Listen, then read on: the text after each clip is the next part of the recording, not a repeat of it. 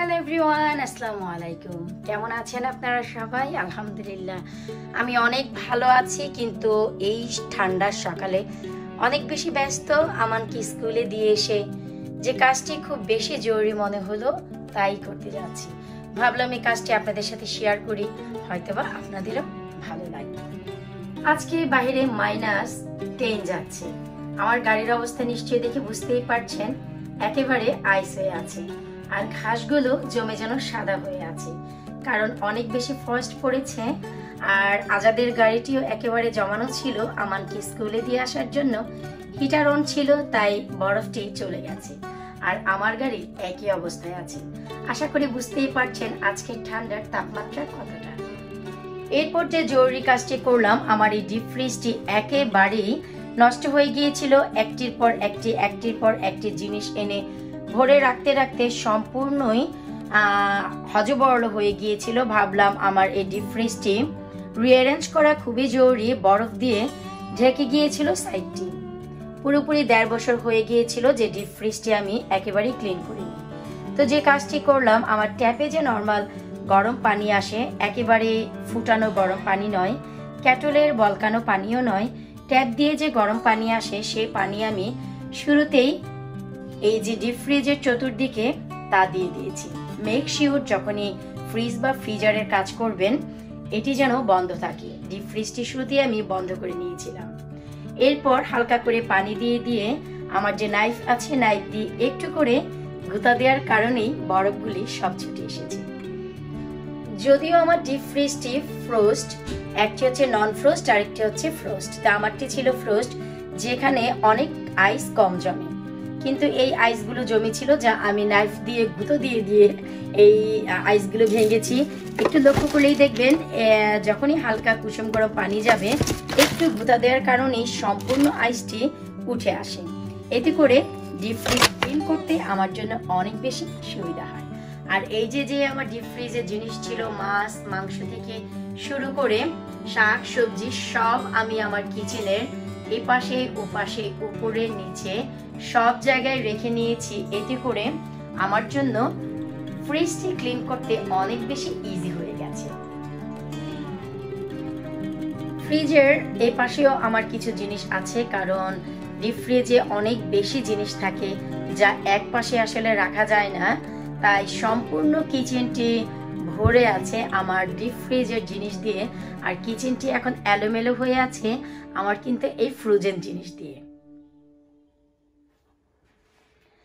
তো চলুন এখন আপনাদের সাথে নিয়েই আমি ডিপ ফ্রিজটি রিঅ্যারেঞ্জ করি।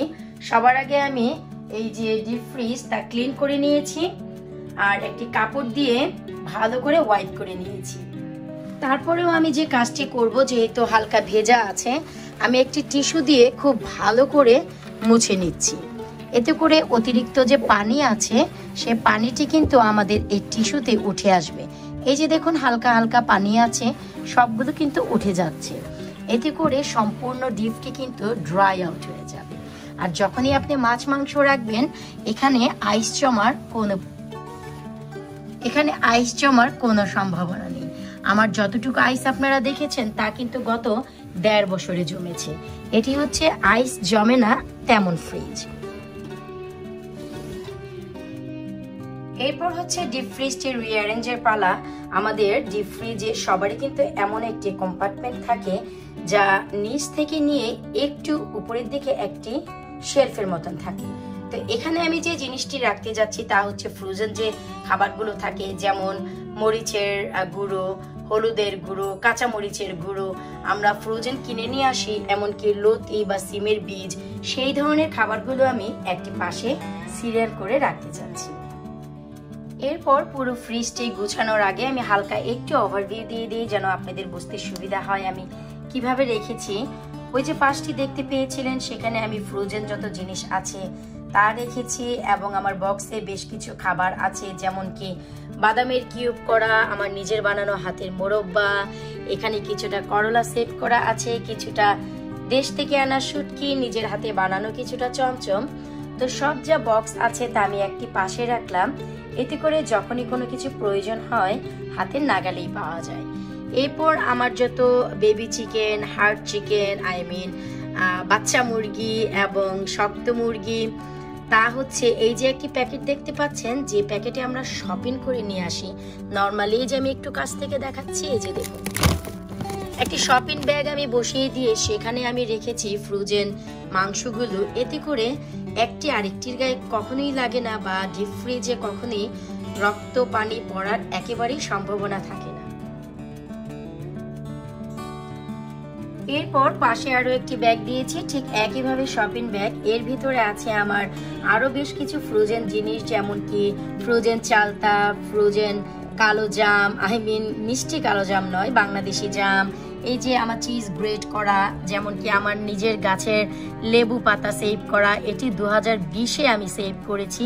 আশা করি দেখতেই পাচ্ছেন 2020 থেকে 2023 চলছে, একেবারেই 3 বছরে আমার এই লেবু পাতাগুলো কিন্তু কিছুই হয়নি, যেমন পাতা তেমনই আছে। এই যে দেখুন লেখা আছে 2020-এর সেভ করা।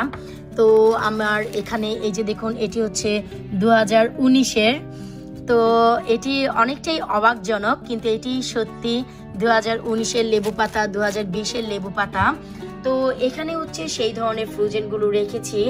এরপর পাশেই যা দেখতে পাচ্ছেন তা হচ্ছে দেশ থেকে আনা শক্ত মুরগি, দেশি যে মুরগিগুলো হয় যা একেবারেই উঠানে ঘুরে বেড়ায়, আমার শ্বশুরবাড়ি থেকে দিয়েছে, লাইলি দিয়েছে সেইগুলো, এবং আমাদের নিজস্ব পুকুরের বড় মাছ, তা হচ্ছে আমি একটি পাশে রাখতে যাচ্ছি। আর দেশ থেকে আনা ঘনিয়া শুটকি, এই যে হ্যাঁ, সব থেকে বড় কথা, আমি নেক্সট একটি ভিডিওতে আপনাদের সাথে শেয়ার করব যে ঘনিয়া শুটকিটি দেখতে কেমন বা এর লুকটি কেমন। অনেকেই প্রশ্ন করে যে ঘনিয়া শুটকি দেখতে কেমন, এটি কেমন, বলার পর অনেকে চিনতেই পারে না। যেমন কি আমাদের দেশের যে মুরব্বীরা রয়েছে, চাচিরা বা অনেকেই আছে, তাদেরকে বলার পর ঘনিয়া শুটকিটি কেন যেন চিনতে পারে না। তো পরবর্তী একটি ভিডিওতে আমি এটিও শেয়ার করব। তো যাই হোক, এই যে আমি ঘনিয়া শুটকিটি যেভাবে নিয়ে এসেছি দেশ থেকে প্যাকেট করে, এখানে 1 কেজি ঘনিয়া শুটকি আছে, আমি যেভাবে নিয়ে এসেছি প্যাকেট করে কস্টিপ লাগিয়ে, ঠিক সেভাবেই আছে। এটি আমি আর নতুন করে প্যাকেট করিনি, কারণ একেবারেই সুরক্ষিত আছে। তো এখন হচ্ছে আমি গুছাবো। এরপর ওই যে পাশে দেশের জিনিস রেখেছি সে পাশে আমি আরো একটি যে প্যাকেট রাখছি, দেখুন এটি হচ্ছে দেশ থেকে আনা মাছগুলো, যা লাইলি দিয়েছে, কই মাছ, শিং মাছ, রুই মাছ, মাগুর মাছ, তা হচ্ছে এখানে আমি প্যাকেটে এর জন্য রেখেছি, যখন রান্না করার হয় যেন আমি এই প্যাকেটটি খুলে এখান থেকে নিয়ে নিতে পারি। তো চলুন বাকি জিনিসগুলো আমরা অ্যারেঞ্জ করে ফেলি। এই তো ফাইনালি আমার ডিপ ফ্রিজটি একেবারে রিঅ্যারেঞ্জ হয়ে গেছে। সব থেকে বড় কথা, একেবারে ক্লিন, স্মেল মুক্ত, কোনো গন্ধ নেই। কারণ সব ধরনের খাবার যদি ডিপ ফ্রিজে রাখা হয় একটি ভোমরা গন্ধ চলেই আসে, কারণ মাছ, মাংস, শাক, সবজি অনেক কিছু ডিপ ফ্রিজে থাকে।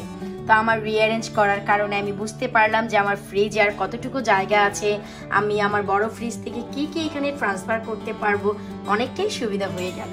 আর এগুলো হচ্ছে আমার ধন সম্পদ, যার ভিডিও খুব শীঘ্রই আপনাদের কাছে আসবে, যে এবছর আমি আমার গার্ডেন থেকে কি কি ধরনের শাকসবজি ডিপ ফ্রিজ করেছি এবং কিভাবে করেছি, যাতে করে আমার জায়গার অনেকটাই বাজেট হয়েছে।